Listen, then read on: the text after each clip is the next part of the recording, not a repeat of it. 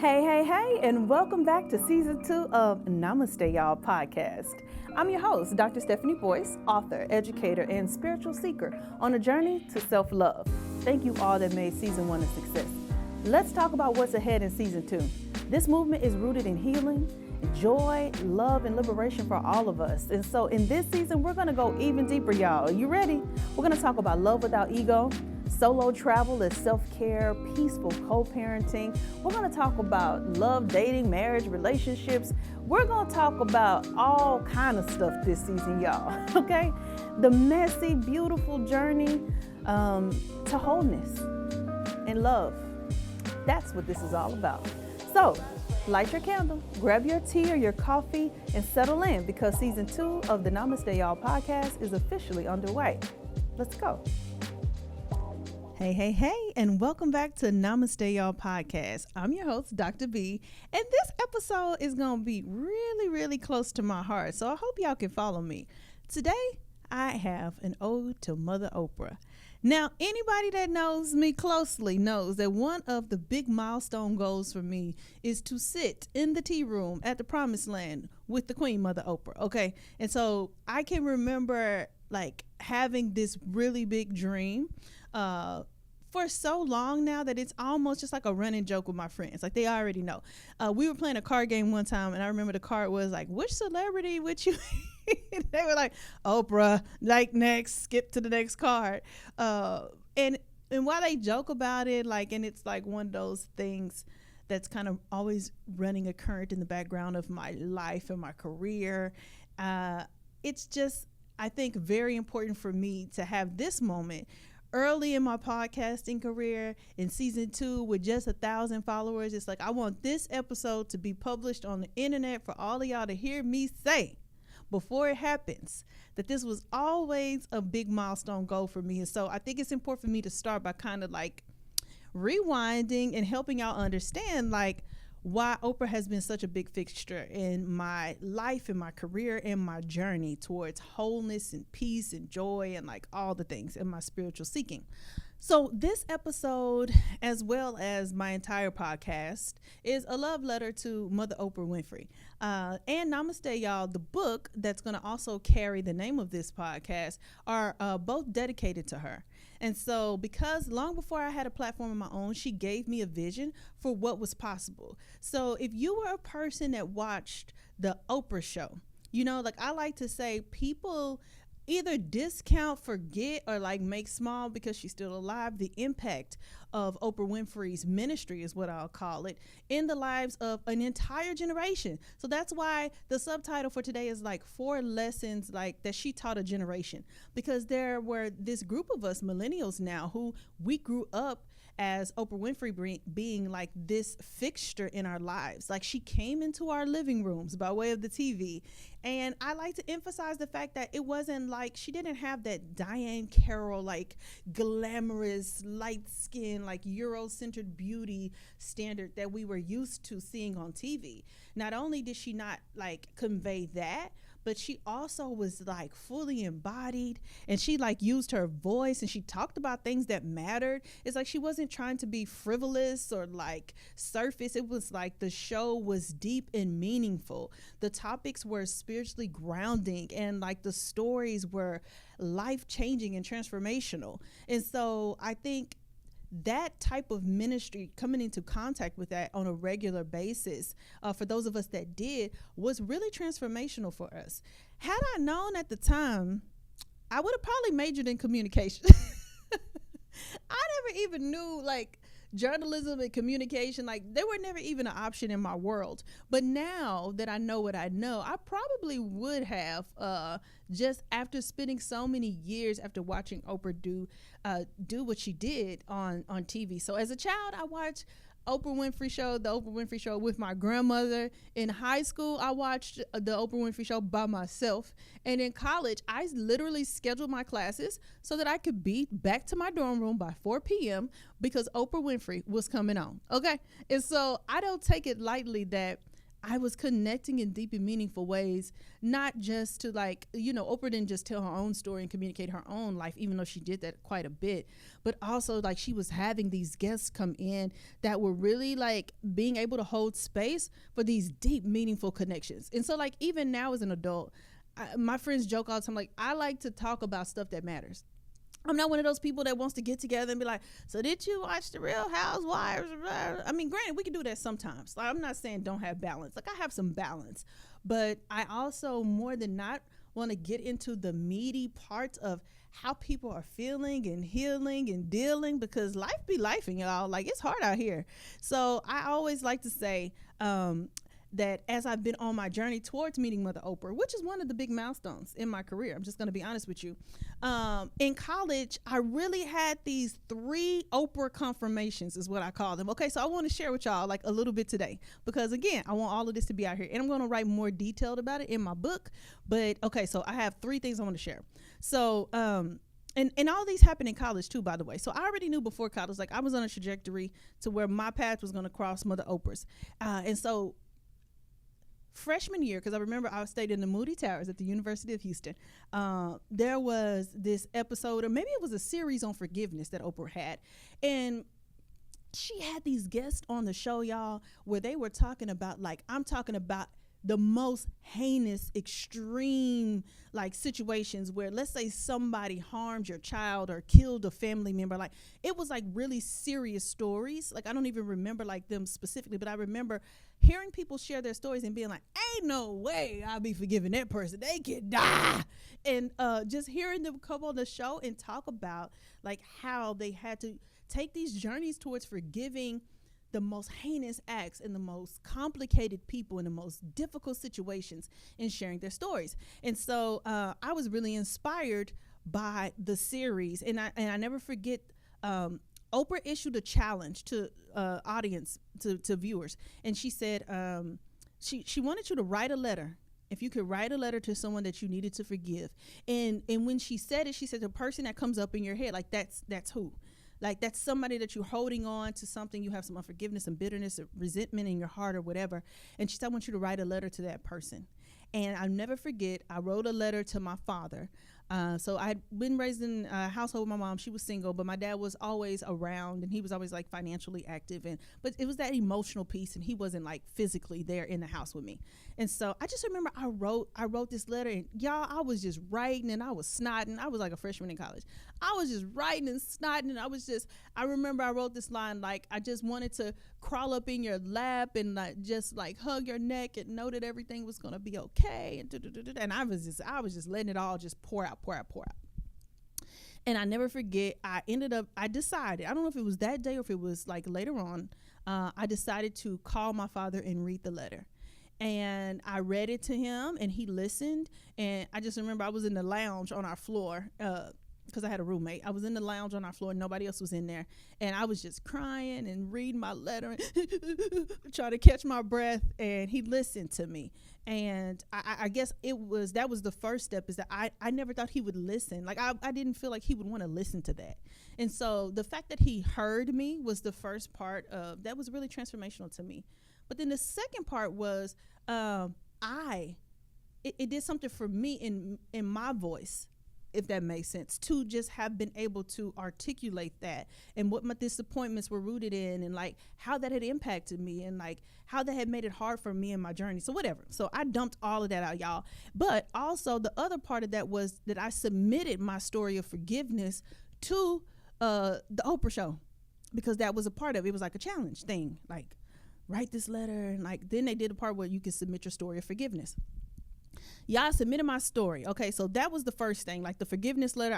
I will never forget that was like a pivotal moment in my life in terms of my forgiveness and my relationship with my father, which has nothing but grown since then. And then the second story also was around that same thing. So I submitted my story to Oprah.com. Stay with me. And then I got a call, y'all. I got a call from the Oprah Show, and I was like, this is my moment. I manifested that thing. I always said I was going to meet Oprah. They laughed at me, but here I am. Oprah's calling me. You know what I mean? Y'all seen the episode of Martin? He's like, they call me. Okay. So They called me from the show, and the lady said her name. She was like, I'm with the team at Oprah.com. I'm like, this is it. It'll fly me to Chicago, and I'm going to tell them all about my story. But it wasn't to be on the show.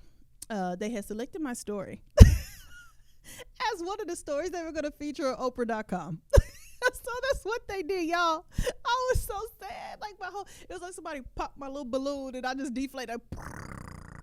I was like, oh man. But my story was selected. And I never forget, like they had featured like a certain amount of stories of forgiveness. And I think it's important because even though I submitted mine, I felt like, well, my story isn't like something that's deep enough that they would choose. It's people out here like somebody shot them or somebody like did something deep and horrible. And here I am with my little daddy story about, oh, daddy didn't hug me. Like, girl, first world problems.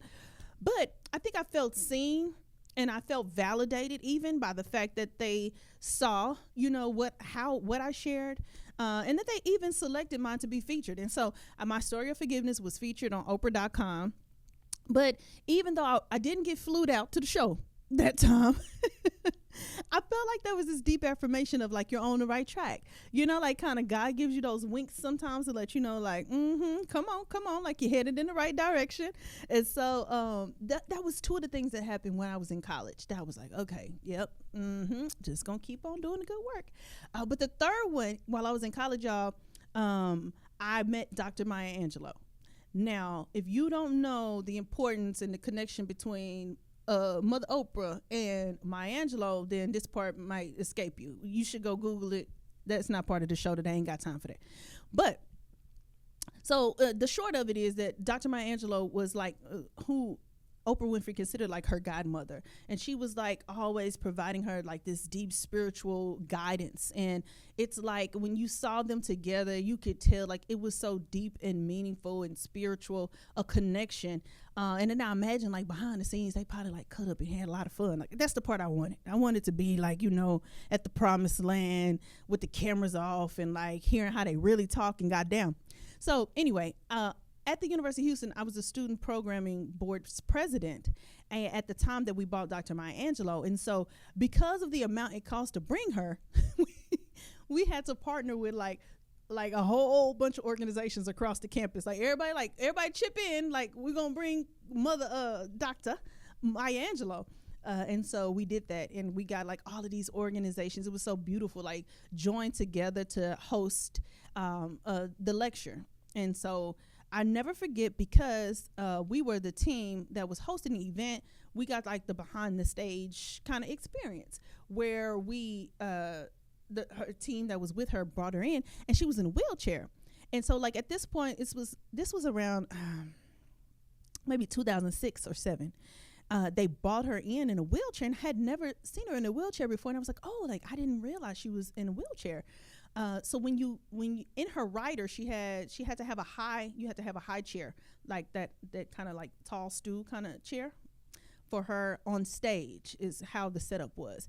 And so she came in, and when they brought her in, she was kind of sitting there, and she had said a couple of things, and then she told us, all the leaders that were doing the event, she said, come sit down. And we like sat like down at her feet, like crisscross applesauce, like we were in kindergarten. It's like college kids, right? We're crisscross applesauce at the feet of Maya Angelou. Like you couldn't tell me nothing. And I was so awestruck, I'm going to be honest with you, by her presence and her aura and the way she just talked and the way she just like her whole presence, that I can't remember nothing she said outside of, I always just remembered her saying, y'all have to be good to each other. And everything else she said, I don't remember because I was just like a deer in headlights. But I just remember she said, y'all have to be good to each other. And then when she got ready to go on the stage, her team member like kind of walked her out to the chair that she was in, and she kind of like propped herself against the chair. Nobody that was in the audience would have known she had come in a wheelchair, that like whatever was going on with her, I don't even know what it was, that was the reason why she needed the wheelchair. But I just remember feeling so deeply moved by just being in her presence. And like, It was amazing. Okay, so that was the third thing that happened for me when I was like, I met Dr. Maya Angelou, while she was on this side, and I just was always like, that was one of those things where you have a list of people you want to meet, you know what I mean, before they transition to the ancestral plane, and I was like, check. Like, it was beautiful, and it was a great night. So that's kind of like some of my stories that let me know like I'm headed in the right direction towards my goal of meeting Mother Oprah. But I want to dive into the 4 lessons, okay? Because there are 4 lessons I believe that Mother Oprah taught our generation. And for some of y'all, you may not have been as faithful a viewer of the show that I was, okay? But me, and then like even my best friend, like we used to watch the show, like we were on auntie time, like we were still young in college, but we would be talking, oh girl, did you see the show today? And like we would really dive into the topics. And so there's 4 lessons I really want to just kind of tease out though that I've absorbed from Mother Oprah over the years that I think it's not just for me, it's for a whole generation and hopefully the next generation. So the first one is the power of forgiveness. I've already kind of shared how that kind of transformed me and when I told you the story earlier, but I had to learn that forgiveness is not about the other person, it's about freeing you so that you can move in your purpose. And when you're functioning from unforgiveness, it's almost like carrying a bag with that person's name on it. And it's like, I ain't gonna let it go because they did this or they did that or they didn't, and I'm just gonna drag around this bag forever. And I think as you go through life, the more people harm you and the more you have a human experience with folks that are doing their best and failing all along, you just pick up more bags and more bags until you're like the bag lady in Erykah Badu's song. Like, you gonna miss your bus, you got too much stuff. And so I feel like Mother Oprah was about the business of not only saying you should forgive people, but elevating and holding space for these stories of people that had to actually walk it, that had to go down through the most terrible situations and learn the path to forgiveness. And I feel like that is one thing that we are missing in all of these conversations online and all of these I listen to a lot of podcasts and some of them are great, but a lot of them I think we missed the point about releasing pain, about forgiving people, about letting go of things, about all of these conversations that really were front and center when you watch the Oprah show.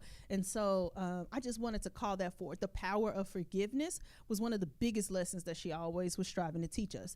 But the second was the value of giving. Now, Oprah has shown us that giving doesn't make you smaller, it makes your purpose grow. And Oprah was in such a big give energy, like forever. And everybody likes to, I remember spotlight that episode where she's like, you'll get a car, you'll get a car, you'll get a car. And everybody in the audience got a car. And then they all start freaking out like, ah. But it wasn't just that. I remember every holiday season, it was like Oprah's favorite things, not just like what Oprah was going to be receiving, but like what Oprah loved, that like things that brought her joy. And then the other part of the joy was, and I'm going to give all of y'all one. And so I never forget, even as a principal, I would do Miss Barton's favorite things. And I would give away, like, I remember when I was a principal, I gave it like to my staff, or I would try to find a way. I remember when I was an instructional coach, I brought in these griddles, like on a rolling cart. I brought in like a griddle to my team meeting one year just to be like, I love pancakes and bacon. And so like I whipped up a thing and made like everybody pancakes and bacon for like our holiday team meeting, or like I just recall this ethos of giving.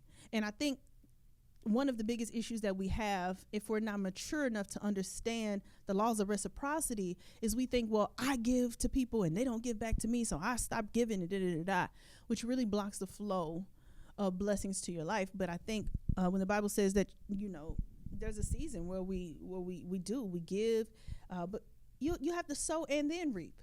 And I think the beautiful thing that I've learned as I've grown is that when you give, it doesn't always come back to you from the same place, but it always comes back.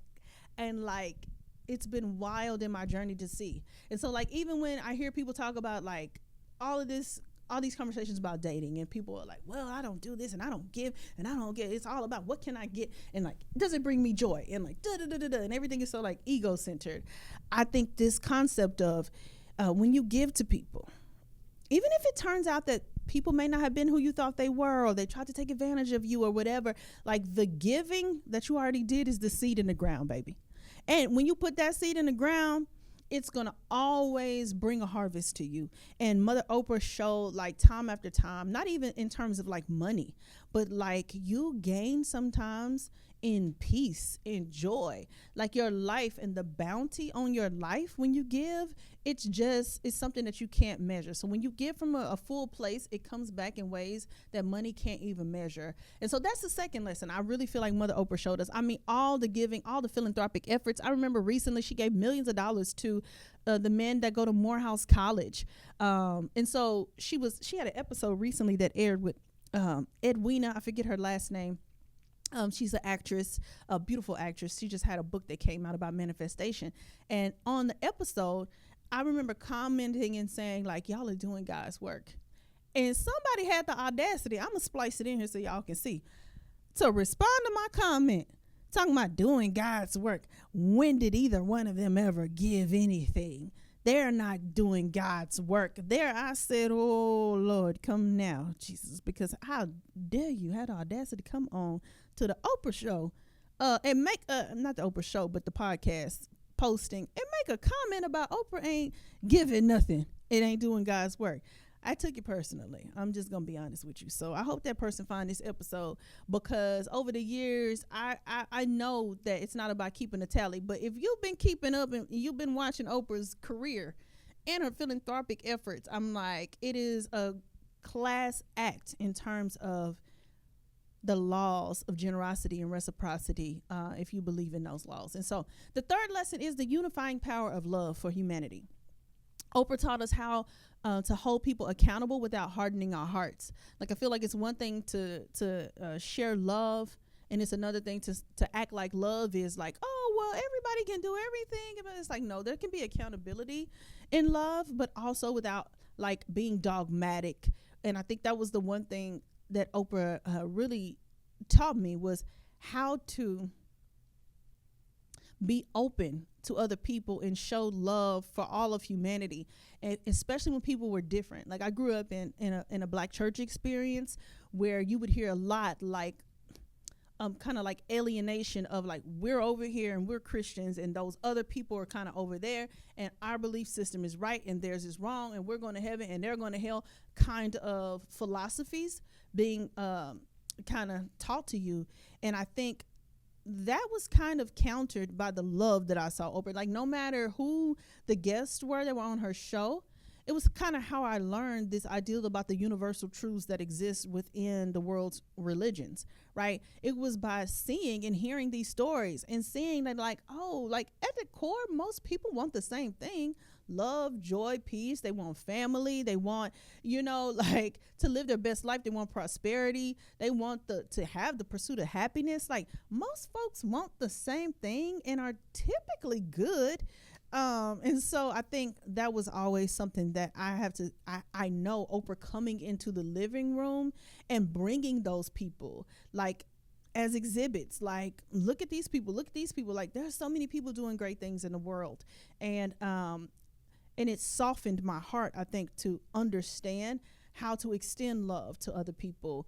And I think that's what it did for a lot of us. So the last lesson, and the fourth and final lesson that I really want to dig into when it comes to Oprah and what she taught our generation, was the importance of using your voice. Perhaps the greatest gift Oprah gave us was the example of how to use our voice, to boldly, fully, and without apology. And I've talked a lot about the Oprah Winfrey Show because that's kind of like where it started. But if you look at the trajectory of her career, also in the stories that she has helped to amplify over the years. I remember when The Color Purple went to Broadway the first time, when Fantasia was there, I went to see it. I remember when they redid The Color Purple, it was back on Broadway again. This is when Cynthia Erivo was there and Jennifer Hudson. I went and saw it again. But I also remember when Mother Oprah worked on Their Eyes Were Watching God. They let Halle Berry was playing the role of Janie, I believe, when they produced that. Oprah was a part of that. So it's not just about what she did on the show. It's also been about the stories that she's amplified. And when you look at these stories of these women who go on a journey to finding their inner voice and finding their voice and finding their place in this world and standing in their truth and their discovering their authenticity. It's not just been about her and her doing it. It's also been about her amplifying the stories and the journeys of other women that do it. And so I think that's been a beautiful part to see. And when you're younger, like The Eyes of Watching God is one of my favorite books. If you never read it, go now, quickly. Go watch you can watch it, but read the book is always better. But in The Eyes of Watching God, I never forget, like, it was always one of my favorite stories. And the main character, Janie, is like finding her way. She gets married to this one guy and she's younger, and she gets married to this other guy and he's like faster, and then she gets finally like happens upon the love of her life and he ends up dying. Spoiler alert, sorry. But I think she ends up coming back home at the end, and in my mind, symbolically coming back home to herself. And when you're younger and you read these stories, it's like, oh, yeah, it's like an inspiring story. Like, oh, I love that. Yes, Janie is the heroine of the story. Da, da, da. But when you're a grown woman running up on 40 and you've lived a little life, you start to understand these stories in different ways. It's like, oh, like now you can start to see how your own dots are being connected, how you're coming down through your own journey of taking off people pleasing and taking off trauma responses and all of this stuff and doing your work. And I think learning how to come back home to yourself is such a big and beautiful part of everybody's journey that I see over and over again how Oprah has not only shared her own experiences, but she's amplified those experiences of so many other women that it inspires you to know, like, okay, no matter what's going on, no matter how hard I get hit, and when I fall down, it's like, all right, I'm getting back up. That was a part of the journey, but it's not the end.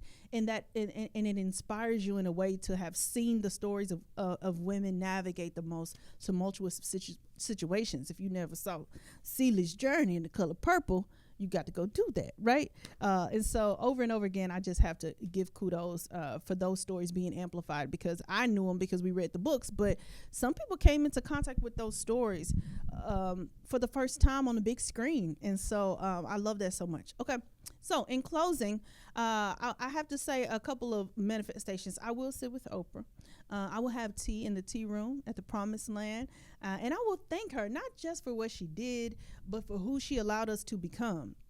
So if you're listening and someone like Oprah shaped your life too, know this, that the women who came before us didn't just break barriers.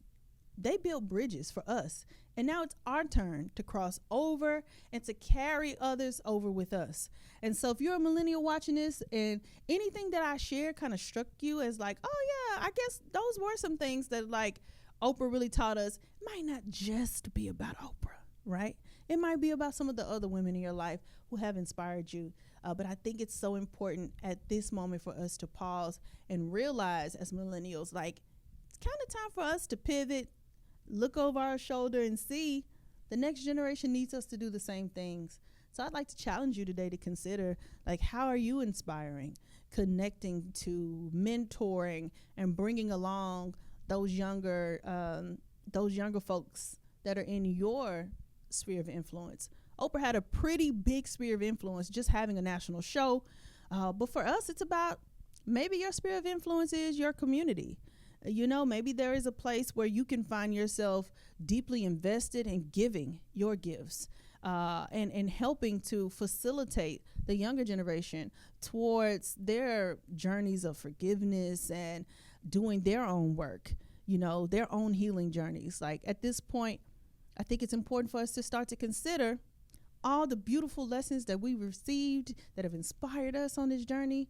And then now to start turning around saying, like, okay, we got to be more intentional about like how we bring those things and call up the next generation and pour into them. And so thank you so much for tuning in today to my ode to Mother Oprah. I hope that you have been inspired not only by her life in her journey, but also by your own. Until next time, namaste, y'all. Woo! Well, that's a wrap on today's episode of Namaste Y'all podcast. If this conversation moved you, inspired you, or simply made you exhale, do me a favor and subscribe, rate, and leave a review. That's how we grow the space and help more folks find their way to this sanctuary of self-love.